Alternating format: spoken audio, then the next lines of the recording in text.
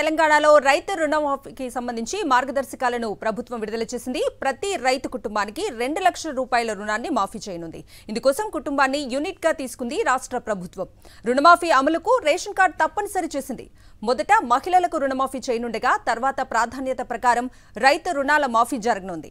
రైతు రుణమాఫీ స్వల్పకాలిక పంట రుణాలకు వర్తింపజేస్తూ ప్రభుత్వం నిర్ణయం తీసుకుంది. 2018 డిసెంబర్ 12 నుంచి 2023 డిసెంబర్ 9 మధ్య రుణాలకు ఈ మార్గదర్శకాలు వర్తించనున్నాయి.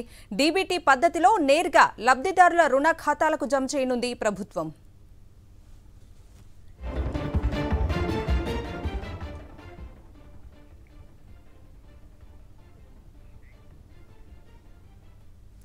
ఇక ఇదే అంశానికి సంబంధించి మరిన్ని అప్డేట్స్ అందించడానికి మా ప్రతినిధి శేఖర్ లైవ్ లో జాయిన్ అవుతున్నారు. శేఖర్,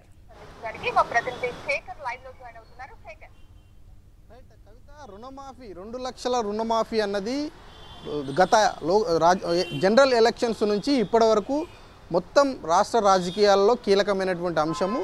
ఇప్పుడు ఉన్నటువంటి ప్రభుత్వం చాలా ప్రతిష్టాత్మకంగా గతంలో ప్రచారం చేసింది. ఇప్పుడు కూడా ఆగస్టు 15వ తేదీలోపు 2 లక్షల రుణమాఫీని చేస్తామని చెప్పుకుంటూ వస్తూ ఉంది. అయితే కొద్దిసేపటి క్రితమే దానికి సంబంధించినటువంటి మార్గదర్శకాలను రాష్ట్ర ప్రభుత్వం విడుదల చేసింది. అందులో కీలకమైనటువంటి అంశాలు ఉన్నాయని చెప్పుకోవాలి. ఒకటి, 2 లక్షల రుణమాఫీకి సంబంధించి రేషన్ కార్డును ప్రామాణికంగా ఈ పథకానికి కూడా తీసుకోవడం జరిగింది. అట్లాగే కుటుంబాన్ని ఒక యూనిట్గా తీసుకున్నటువంటి పరిస్థితులు ఉన్నాయని చెప్పుకోవాలి. అదేవిధంగా కుటుంబాన్ని యూనిట్గా తీసుకున్నటువంటి రాష్ట్ర ప్రభుత్వం మహిళలకు ప్రయారిటీ ఇచ్చింది. మహిళల పేరు మీద ఉన్నటువంటి రుణాలను మొదటగా మాఫీ చేసిన తర్వాత మిగతా ఎవరైతే ఆ కుటుంబంలో ఉన్నటువంటి వ్యక్తులు ఉంటారో వాళ్ళను దామాషా ప్రకారం రుణమాఫీ 2 లక్షల లోపు అర్హులుగా ఉన్నటువంటి రుణమాఫీ వాళ్లకు మాత్రమే రుణమాఫీ చేస్తామని చెప్పడం జరిగింది. దీంతోపాటు పీఎం కిసాన్కు సంబంధించినటువంటి అర్హత ఏదైతే ఉందో దాన్ని కూడా పరిగణలోకి తీసుకుంటామన్నది. అట్లాగే ప్రతి బ్యాంకుకు ఒక అధికారిని ఏర్పాటు చేస్తామని చెప్పింది. అదేవిధంగా ప్రత్యేకమైనటువంటి ఒక నోడల్ అధికారిని నియమించి ఒక పోర్టల్ ద్వారా రుణమాఫీకి సంబంధించినటువంటి డేటాను అందులో అప్లోడ్ చేస్తున్నటువంటి పరిస్థితులు ఉన్నాయి. అట్లాగే దీర్ఘకాలికమైనటువంటి పంటలకు కాకుండా తాత్కాలికమైనటువంటి పంటలకు మాత్రమే రుణమాఫీ చేస్తామన్నటువంటి ప్రకటన చేసినటువంటి పరిస్థితులు ఉన్నాయని చెప్పుకోవాలి.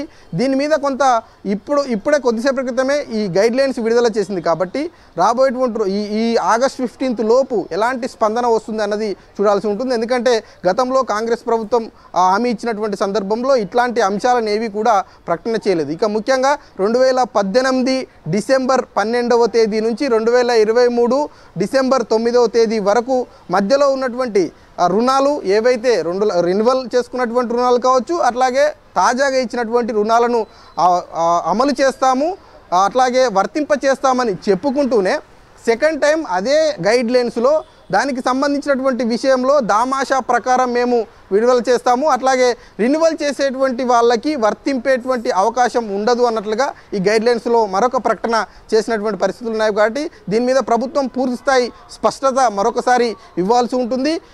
ఉన్నటువంటి లబ్ధిదారుల సంఖ్య ఎంత?